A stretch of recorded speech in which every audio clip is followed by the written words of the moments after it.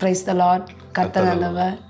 இந்த ஜெபமே ஜெயம் கொடுகைக்கு கூடி வந்திருக்கிறவங்க எல்லாத்தையும் கர்த்தராகிய இயேசு நாமத்தை அங்கே வாழ்த்துக்கிறோம், வரவேற்கிறோம். இந்த நாள்லையும் ஆண்டவர் நமக்கு கற்பித்த ஜெபத்தை எல்லாருக்கும் சேர்ந்து செய்வோம். பரமண்டலங்களில் இருக்கிற எங்கள் பிதாவே, உம்முடைய நாமம் பரிசுத்தப்படுவதாக, உம்முடைய ராஜ்யம் வருவதாக, உம்முடைய சித்தம் பரமண்டலத்திலே செய்யப்படுகிறது போல பூமியிலேயும் செய்யப்படுவதாக. எங்களுக்கு வேண்டிய ஆகாரத்தை இன்று எங்களுக்கு தாரும். எங்கள் கடனாளிகளுக்கு நாங்கள் மன்னிக்கிறது போல எங்கள் கடன்களை எங்களுக்கு மன்னியும். எங்களை சோதனைக்குட்பட பண்ணாமல் தீமை நின்று எங்களை ரட்சித்துக் கொள்ளும். ராஜ்யமும் வல்லமையும் மகிமையும் என்றென்றைக்கும் உம்முடையவைகளே. ஆமென். பிதாவை நன்றி செலுத்துகிறோம். கர்த்தராகிய இயேசுவின் நாமத்தினால ஜெபிக்கிறோம். ஆண்டவரே, இந்த நேரத்தில் ஆண்டவரே, இந்த காலை வேளையில் கர்த்தாவே உம்மை நோக்கி பார்க்க செய்த கிருபைக்காக உமக்கு நன்றி ஆண்டவரே. எங்கள் எல்லாரையும் ஆண்டவரே ஒரு மனமாய் இணைத்ததுக்காக உமக்கு நன்றி ஆண்டவரே. நாங்கள் ஜெபிக்கிற ஜெபத்திற்கு உம்முடைய செவிகள் திறந்தவைகளாக இருக்கிறது, அதுக்காக உமக்கு நன்றி அப்பா. இயேசுவின் விலையேறப்பெற்ற திருரத்தினால எங்களை மீட்டிங்கில் அதுக்காக உமக்கு கோடி ஸ்தோத்திரம் அப்பா. பிதாவே நன்றி. உடைய பிள்ளைகளாக மாற்றினீரே, அதுக்கு நமக்கு கோடி ஸ்தோத்திரம். நன்றி அப்பா. இந்த நேரத்தில் ஆண்டவரே, நீங்கள் எங்களோட பேச இருக்கிற வார்த்தைகளை கொண்டு எங்களோட பேசுவீராக, எங்களை பலப்படுத்துவீராக, எங்களை சுகமாக்குவீராக. கர்த்தாவே, இங்கே இருக்கிற எல்லார் மேலேயும் கர்த்தாவே ஆவியை ஊற்றுவீராக, உடைய பிரசனத்தினால எங்களை நிரப்புவீராக. தொடர்ந்து உடைய கரத்தில் அந்த ஜெப வேலையை நாங்கள் ஒப்படைக்கிறோம். நீர் பொறுப்படுத்திக் கொள்வீராக, வழி நடத்துவீராக. இயேசுவின் இன்ப நாமத்தில் ஜெபிக்கிறேன் ஜீவனுள்ள நல்ல பிதாவே. ஆமென். Be blessed people. நிறைய பேருக்கு ஃபார்வர்ட் பண்ணுங்கள், நிறைய பேருக்கு இதை ஷேர் பண்ணுங்கள். Single click can save souls. நீங்கள் பண்ணுற ஒரு ஷேர், ஒரு கிளிக் பலருடைய வாழ்க்கையில் ரட்சிப்பின் சந்தோஷத்தை நீங்கள் கொண்டு வர முடியும். டிஸ்கரேஜ்ட் பீப்புள் நிறைய பேர் இந்த வார்த்தையை கேட்டு மோட்டிவேட் ஆக முடியும். அவை சோர்ந்து போகாதீங்க, சந்தோஷமாக இருங்க, தைரியமாக இருங்க. கர்த்தர் தொடர்ந்து எல்லாவற்றிலும் உங்கள் வாழ்க்கையிலே நன்மை செய்வாராக. ஆமென். நாம் அற்புதமான திரு குடும்பத்தை குறித்து பார்த்து வருகிறோம். கிறிஸ்மஸ் நாட்களில் நாளை Christmas. Wow, tomorrow is Christmas. அற்புதமான நிகழ்ச்சி, அற்புதமான நிகழ்வு, அற்புதமான நாள். உலகத்திலேயே மனுஷனாய் மாம்சத்தில் தேவன் பிறந்த நாள். Let's celebrate Christmas. Thank God for all the things He has done and He's going to do. Thank you Jesus. பாருங்க, யோசேப்பு, மரியாள் பேர்பட்டவர்களாக இருந்தாங்க. பாருங்க, அவங்க வாழ்க்கையில் நம்ம கற்றுக்க வேண்டிய காரியங்கள் நிறையா இருக்குது. மரியாளை போல நம்முடைய ஒவ்வொரு குடும்பத்து மனைவியர் இருந்தால் யோசிச்சு பாருங்க. அப்படி தான் இருக்கணும். யோசேப்பை போல இருக்கணும், அற்புதமாக இருக்கணும். சாதாரண குடும்பம், ரொம்ப ஏழை குடும்பம். எப்படிங்க சொல்கிறீங்க ஏழைகள் அப்படின்ட்டு நீங்கள் கேட்கலாம். நான் சொல்கிறேன், அந்த நேரத்தில் உங்களுக்கு காண்பிக்கிறேன். அவர்கள் ஏழையாய் இருந்து அவர்கள் குடும்பத்தை ஆரம்பிக்கிறாங்க. ஆனால் எப்பேற்பட்ட செல்வந்தர்களாய் மாறுகிறாங்க, உயர்றாங்க. கர்த்தருடைய திட்டங்களின் நோக்கத்தை நிறைவேற்றுவதற்கு அதெல்லாம் உங்களுக்கு காண்பிக்க போகிறோம். இன்றைக்கு காலையில் இந்த ஜெபமே ஜெயம் நிகழ்ச்சியிலும் சரி, இன்றைக்கி இரவும் சரி, நாளை தினம் கிறிஸ்மஸ் நல்ல நாளிலே நாங்கள் ஜெபமே ஜெயம் ப்ரோக்ராம் நடத்துவோம். அதுலேயும் இந்த கேளுங்க. நாளைக்கு நைட்டும் பேச போகிறோம். இன்றைக்கி மார்னிங், இன்றைக்கி நைட்டு, நாளைக்கு காலையில், நாளைக்கு நைட். ரொம்ப முக்கியமான இந்த 4 ப்ரோக்ராம்ஸ் உங்கள் வாழ்க்கையை மாற்றி அமைக்கும் என்று நான் விசுவாசிக்கிறேன். ஆமென். இன்னும் ரொம்ப இன்ட்ரோ இல்லாமல் சீக்கிரமாக உள்ளே போகிறோம். நம்ம நேரம் ரொம்ப கம்மியாக இருக்குது. கர்த்தர் நமக்கு உதவி செய்வாராக. பாருங்கள், இயேசு பிறக்கிறார். லூக்கா 2ஆம் அதிகாரத்தில் இதை பற்றி பார்க்குறோம். படித்து பாருங்கள், முழுமையாக படிக்கிறதுக்கு நேரம் இல்லை. 7வது வசனம். மரியாள் அவள் தன் முதற் பேரான குமாரனை பெற்று சத்திரத்திலே அவர்களுக்கு இடமில்லாதிருந்தபடியினால் பிள்ளையை துணிகள் சுற்றி முன்னணியிலே கிடத்தினாள். பாருங்க, சத்திரத்தில் இன்னில் இடம் இல்லை. அவங்கள ஊரை விட்டு வேற ஊருக்கு போகிறாங்க சென்சஸ் எழுதுறதுக்காக. முதல் வசனத்தில் இருக்கு, உலகமெங்கும் குடிமதிப்பு எழுதப்பட வேண்டும் என்று அகஸ்தியனால் கட்டளை பிறந்தது. ஒரு கட்டளை வருது, சென்சஸ். அவங்க சொந்த ஊருக்கு போய் குடிமதிப்பு எழுதணுன்ட்டு போய் ஒரு கிளம்பி போகிறாரு குடும்பத்தை கூட்டிகிட்டு. யோசேப்பு, மரியாளும், வயிற்றில் இயேசு நம்ம ஆண்டவர் இருக்காரு. சத்திரத்தில் இடம் இல்லை. இடம் இல்லாதது மட்டும் பிரச்சனை இல்லை, இவங்ககிட்ட பணம் இல்லாத உண்மை. யோசிச்சு பாருங்கள், நல்ல போதுமானதுக்கு அதிகமாக பணம் இருந்துச்சுன்னா இடம் இல்லாமையா போகும்? தாயா ரூம் எவ்வளோயா சார்? 3000 ரூபா சார், 5000 ரூபா சார். ஆனாயா யாருமே இல்லையா, ஸோ எல்லாம் இருக்காங்க, ரூம்லாம் இல்லை, ஓ இந்த 50,000 தரேன், எனக்கு ஒரு ரூம் வேணும் அப்படின்னு சொன்னால் ரூம் கிடைக்குமா கிடைக்காதா? புரியுதுங்களா உங்களுக்கு? இல்லை, பணம் இல்லை, பணம் எல்லாவற்றுக்கும் உதவணும் போட்டிருக்கு, ஆனால் பணம் இல்லை. இது மட்டும் இல்லை, மற்ற காரியங்களும் பார்க்க போகிறோம். ஆண்டவர் எப்படி பிறக்கிறாரு பாருங்க. அவர் சத்திரத்தில் அவர்களுக்கு இடமில்லாத இருந்தபடியால் பிள்ளையை துணியில் சுற்றி முன்னிலையில் கடத்திருந்தார்கள். தொழுவத்தில் ஆண்டவர் பிறக்கிறாரு, உங்களை என்னை விடுவிப்பதற்காக, மீட்பதற்காக. தேவகுமாரன் சாதாரணமாக பிறக்கிறாரு. குடும்பம் அவருடைய நிலை யோசித்து பார்த்தாலே ரொம்ப அப்படியே நம்மளெல்லாம் கண்ணீருக்குள்ள அப்படியே ரொம்ப அவ்வளோ துக்கமாக இருக்கு. யார் பிறக்கிறா? ராஜாதி ராஜா பிறக்கிறாரு. எங்கே பிறக்கிறாரு? மாட்டு தொழுவத்தில் பிறக்கிறாரு. தொடர்ந்து பார்ப்போம். ஒவ்வொரு பெண்ணும் பிள்ளை பெற்ற உடனே சுத்திகரிப்புக்காக சில நாட்கள் தேவாலயத்துக்கு வரக்கூடாது. அதுக்கப்புறம் வரும்போது குற்ற நிவாரண பலிக்காகவும் என்ன பண்ணணும், பாவ நிவாரண பலி, பண்ட் ஆஃபரிங் அண்ட் சின் ஆஃபரிங்காக பலி செலுத்தணும். இது அவர்களுடைய முறை, யூதர்களுடைய முறை. இது என்ன நடக்குது பார்த்தீங்கன்னா, லூக்கா 2ஆம் அதிகாரம் 22வது வசனத்தில் பார்க்குறோம். பிள்ளைக்கு விருத்த சேதனம் பண்ண வேண்டிய 8ஆம் நாளிலே, 8வது நாளில் யோசிச்சு பாருங்க, புள்ள பிறந்து 8வது நாள், 8ஆம் நாளிலே அது கர்ப்பத்திலே உற்பவிக்கிறதற்கு முன்னே தேவதூதனால் சொல்லப்பட்டபடியே அதற்கு இயேசு என்று பெயரிட்டார்கள்.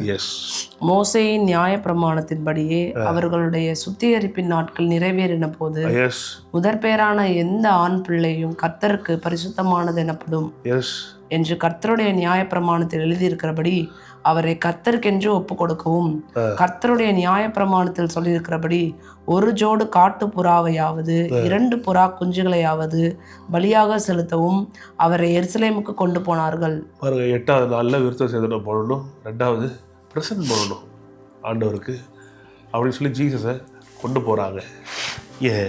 லேவியராகமம் 12ஆம் அதிகாரத்தில் 8வது வசனத்தில் படிக்கிறோம். நான் படிக்கிறேன் பாருங்க.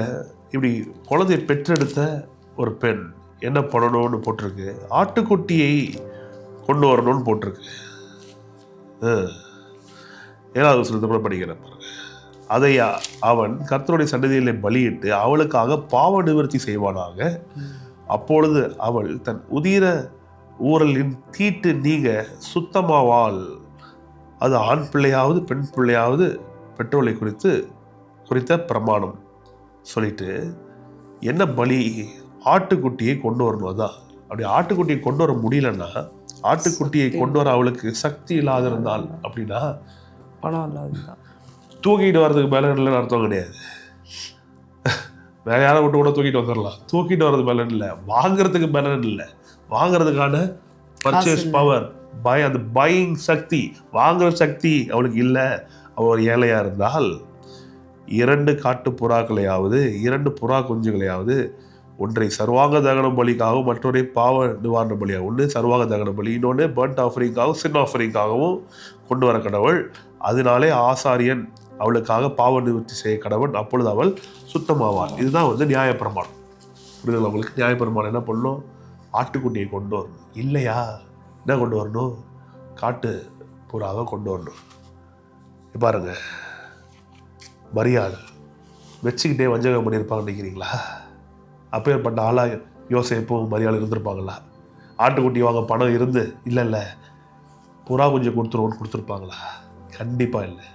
ரொம்ப நல்லவங்க இருந்தால் கண்டிப்பாக ஆட்டுக்குட்டியை கொடுத்துருப்பாங்க. ஆனால் இல்லை, அவ்வளோ ஒரு ஏழ்மையான நிலை.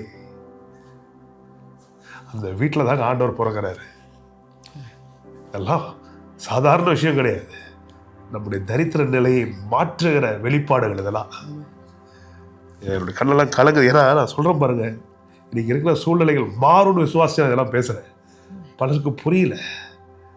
திரும்பி இன்னைக்கு நைட்டு உட்காந்து கேளுங்க, நான் சொல்கிறேன். இந்த குடும்பம் ஆட்டுக்குட்டி கூட வாங்க முடியாத குடும்பம் எப்படி செழிக்குதுன்றது மட்டும் பாருங்க. சாதாரணமாக ஆரம்பித்த குடும்பம் வேற லெவலில் உயர்றாங்க.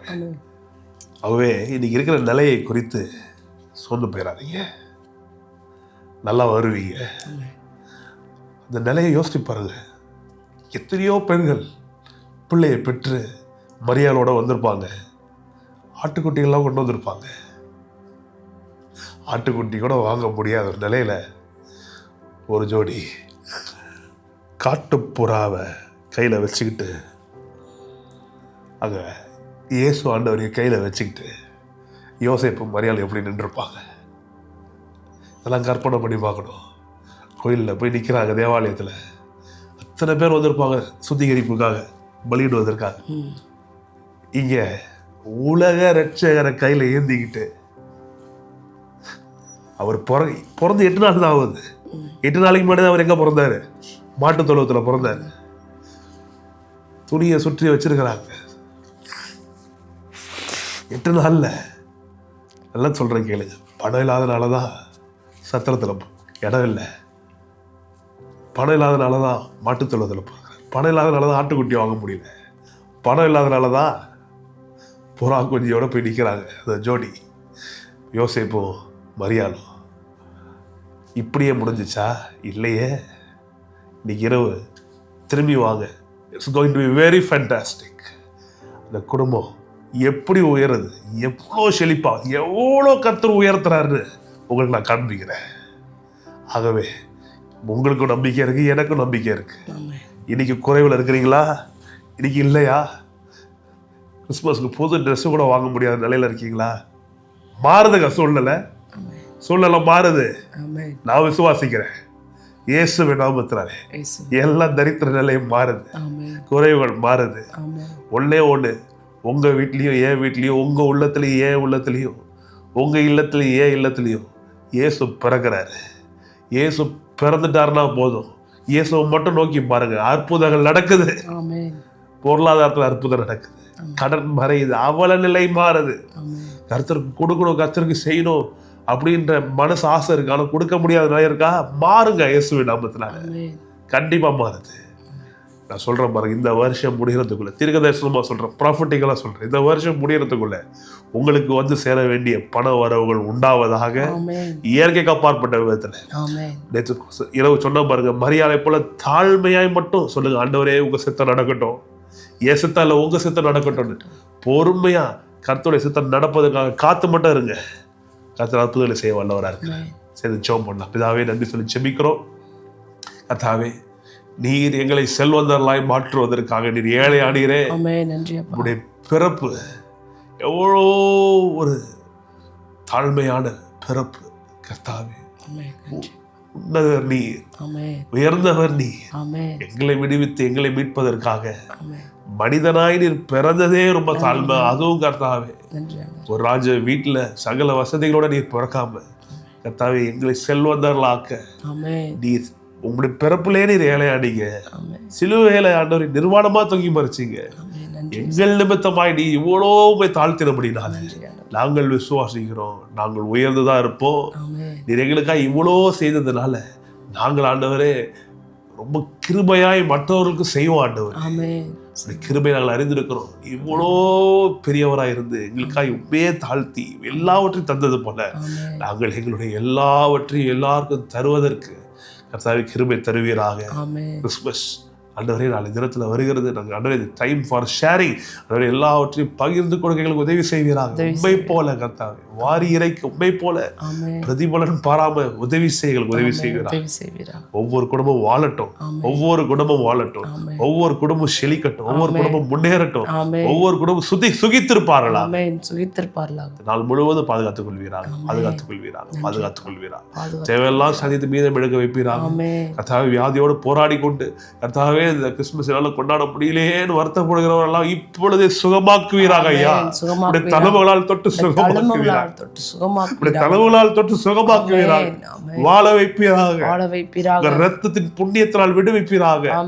தழும்புகள் எங்கள் மக்களை குணமாக்கட்டும், குணமாக்கட்டும். ஆண்டவரே எழுந்து சபைகளுக்கு சென்று ஆண்டவரே தொழுது கொள்ள கர்த்தாவே உடைய வார்த்தையை கேட்க ஆராதிக்க ஆண்டவரே உதவி செய்வீராக, அற்புதத்தை நிகழ்த்துவீராக. கர்த்தர் நீர் அற்புதங்களை செய்ய காத்திருக்கிறோம். இயேசு நல்ல நாமத்தினால் கேட்கிறோம் பிதாவே. ஆமென். ஆண்டவரே, யோசேப்புக்கும் மரியாளுக்கும் அற்புதம் செய்தவர் இன்றைக்கு எங்களுக்கும் அற்புதம் செய்ய வல்லவராக இருக்கிறார். இயேசுவின் நல்ல நாமத்தில் ஜெபிக்கிறோம் நல்ல பிதாவே. அவன் செய்ய சொல்லுவோம், ஆத்துமாவே கர்த்தரை ஸ்தோத்திரி. என் முழு உள்ளமே கர்த்தரை பரிசுத்த நாமத்தை ஸ்தோத்திரி. ஆத்துமாவே ஆத்துமாவே கர்த்தரை ஸ்தோத்திரி. கர்த்தர் செய்த சகல உபகாரங்களையும் என்றும் மறவாதே. ஆமென். சந்தோஷமா இருங்க. மீண்டும் இன்னைக்கு இரவு 9:30 மணிக்கு சந்திப்போம். கர்த்தர் நல்லவர். ஆமென்.